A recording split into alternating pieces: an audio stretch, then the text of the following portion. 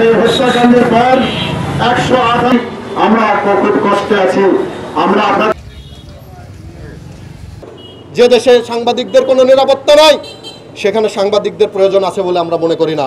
আজকের এই মানববন্ধন ও সমাবেশ থেকে আমি আমার এই অত্র অঞ্চলের প্রশাসনের প্রতিও আহ্বান রাখছি, রৌমারীতেও সাংবাদিকদের নিরাপত্তা নেই।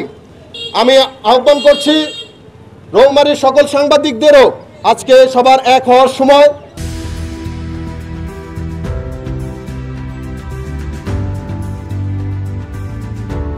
আজকে সময় এসেছে সবাই এক হয়ে হাতে হাত রেখে কাঁধে কাঁধ রেখে সামনের দিকে আগানো।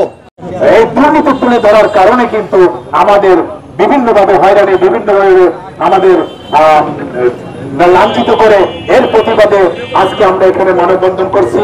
এই তরুণ হত্যার যারা গ্রেপ্তার হয়েছে, গ্রেপ্তার যেন তাড়াতাড়ি তাদেরকে বিচারের আওতায় এনে দৃষ্টান্তমূলক শাস্তি দাবি করছি।